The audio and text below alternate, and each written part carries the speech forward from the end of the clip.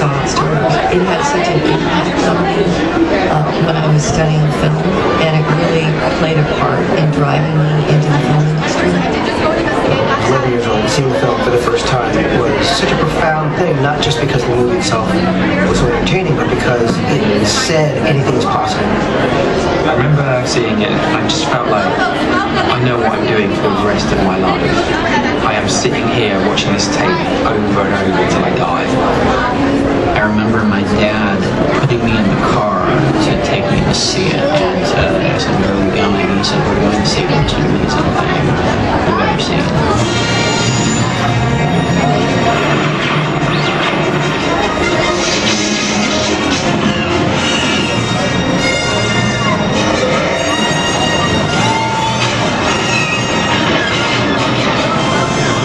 Star Wars was a revolution.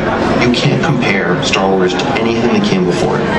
It was breaking new ground in ways that no one had ever really seen before. I grew up in the late 70s, early 80s, and it was everywhere. The word epic gets thrown around a lot now, but it really was just so huge. As a kid, I really just loved that universe. And as I got older, I think I appreciated the filmmaking part of it more. When you look at Star Wars, it is unbelievable how much they got right. Like, not just the story, and not just the characters, not just the casting, not just the design, not just the music, but all of it. When you look at all of it and you think that didn't exist prior.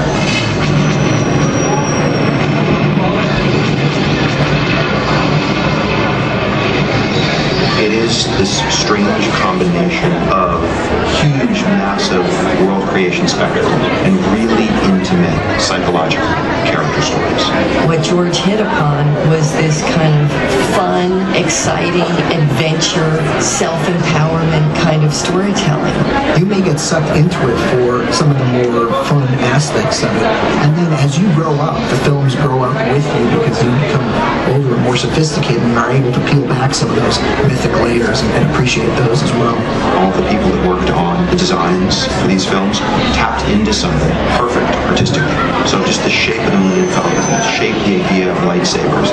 And I was seeing the graphic model of the Death Star, the TIE fighters with those twin wings, the X-Wings, and those were all just, such iconic shapes. They were like logos, essentially. And it feels old, some of it worn out helmets, and you go, wow, whatever's in this universe has been going on for a very long time. The random scuff marks and the scorching and sort of junk in the corners and all the sort of little things that build up in everyday life that generally didn't appear in science fiction up to that point. We'd never seen anything like it before, the visual effects in the movie. We didn't call it that. It looked real. It felt real. There has been an awakening. Have you felt it?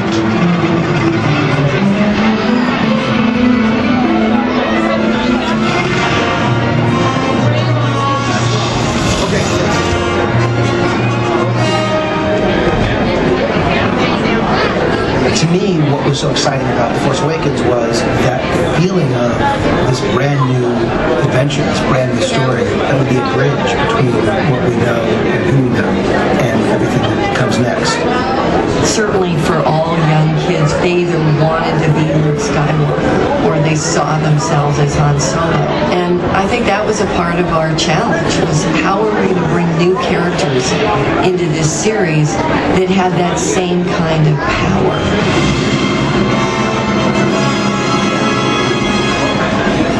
While there was never a doubt that the visual opportunities were enormous, the worlds we would travel to, the creatures we would meet, the weapons and ships and landscapes that we would see would be stunning and exciting.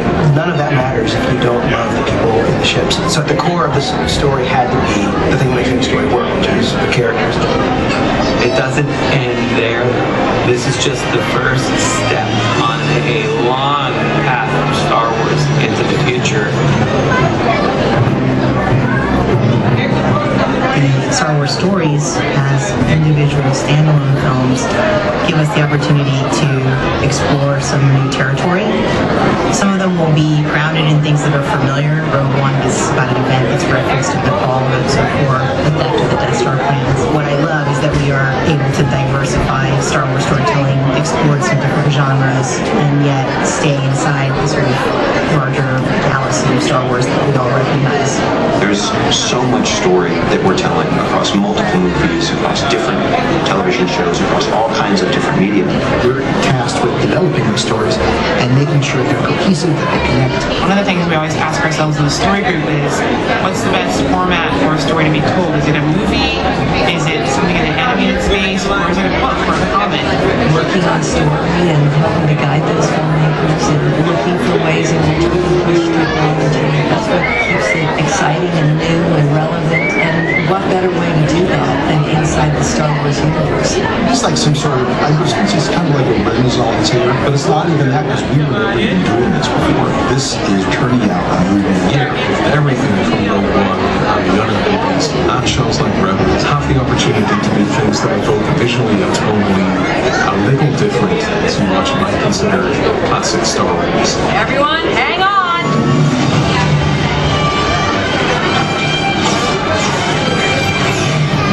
I think it's fantastic what Dave Filoni and the Rebels crew have done to create that show. I think we've created some really wonderful characters and kind of establishing what favorite values like in its early stages. I think it's been really, really exciting. I think there are a lot of kids who grew up on the prequels and on Clone Wars who are really excited about Rebels because in a way it picks up the story that they know. But their parents are excited about it because it also starts in a place that they recognize as being relevant to Episode 4. I think to this day, Star Wars still represents this amazing universe. A place that only exists in the movies or in your imagination. But soon, we're going to be building it in a physical way, a tangible way in our theme parks. You're going to be able to walk inside these environments. You'll be on a planet. You'll be hurtling through space. It will be very, very immersive.